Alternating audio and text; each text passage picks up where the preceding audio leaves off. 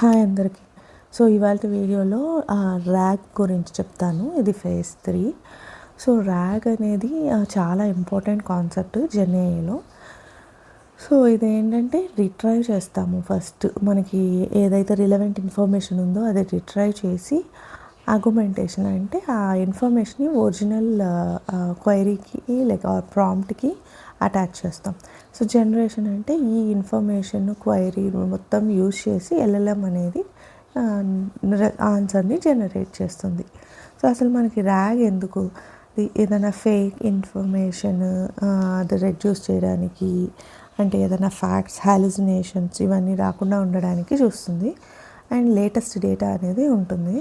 మనం మళ్ళీ మోడల్కి రీట్రైన్ చేయక్కర్లేదు. సో మనీ సేవ్ అవుతుంది.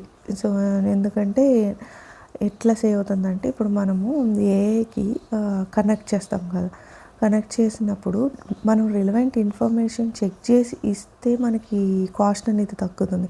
అలా కాకుండా ఆ రిలవెంట్ ఇన్ఫర్మేషన్ కూడా ఏఐ టూల్ ద్వారానే చేయాలి, మోడల్ ద్వారానే చేయాలంటే కాస్ట్ ఎక్కువ ఉంటుంది.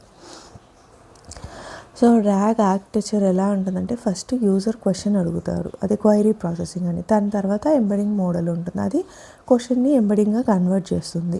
తర్వాత ఇదంతా వెక్టర్ డేటాబేస్లో సేవ్ అయి ఉంటుంది. సో ఆ వెక్టర్ డేటాబేస్ నుంచి రిట్రైవ్ చేస్తుంది. ఏదైతే మనకి ఏ చంక్ అయితే క్వైరీకి క్లోజెస్ట్గా ఉంటుందో ఆ చంక్ని రిట్రైవ్ చేసి ప్రాంప్ట్కి యాడ్ చేస్తుంది. ఇది ద ప్రాంప్ట్ అని. ఆ తర్వాత ప్రాంప్ట్కి యాడ్ చేసినాక ఆ ప్రాంప్ట్ యూజ్ చేసి ఈ ఒరిజినల్ క్వైరీ, ఈ ఇన్ఫర్మేషన్ రెండింటిని యూజ్ చేసి ఎల్ఎల్ఎం అనేది రెస్పాన్స్ జనరేట్ చేస్తుంది అక్యురేట్గా. సో ఒక సినారియో చెప్తాను. ఒక జెన్ఏఐ ఇంజనీర్ ఉన్నాడు, అతను ర్యాగ్ అప్లికేషన్ని బిల్డ్ చేయాలి.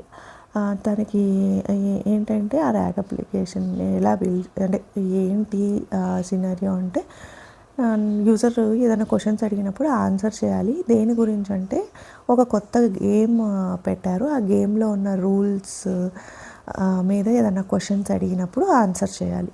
సో ఏమేమి స్టెప్స్ తీసుకుంటామంటే ఫస్ట్ ఆ డాక్యుమెంట్స్ ఉంటాయి కదా, దానికి సంబంధించిన డాక్యుమెంట్స్ అన్నీ ఇంజెస్ట్ చేస్తాం. ఇంజెస్ట్ చేసినాక వాటిల్లో ఇండెక్స్ అంటే ఆ డాక్యుమెంట్స్లో కాలమ్స్, హెడర్స్ అవి పెట్టి దాన్ని ఇండెక్సింగ్ చేసి తర్వాత వెక్టర్ సెర్చ్లో వెక్టర్ డేటాబేస్లో సేవ్ చేస్తాం. సేవ్ చేసినాక యూజర్ వన్స్ క్వైరీ సబ్మిట్ చేసినాక ఎల్ఎల్ఎం అనేది రిట్రైవ్ చేస్తుంది ఆ రిలవెంట్ డాక్యుమెంట్స్ని. రిట్రైవ్ చేసినాక తర్వాత అది ఈ ఒరిజినల్ క్వైరీ, ఈ డాక్యుమెంట్స్ రెండు తీసుకొని రెస్పాన్స్ అనేది జనరేట్ చేస్తుంది. జనరేట్ చేసిన మోడల్ని ఎవాల్యుయేట్ చేస్తాము కొన్ని మెట్రిక్స్ ద్వారా. ఆ తర్వాత డిప్లాయ్ చేస్తాము, మోడల్ సర్వింగ్ యూజ్ చేసి డిప్లాయ్ చేస్తాం మోడల్. సో ఈ స్టెప్స్ ఫాలో అవుతాడు ర్యాగ్ అప్లికేషన్ని బిల్డ్ చేయడానికి అండ్ డిప్లాయ్ చేయడానికి. Thank you.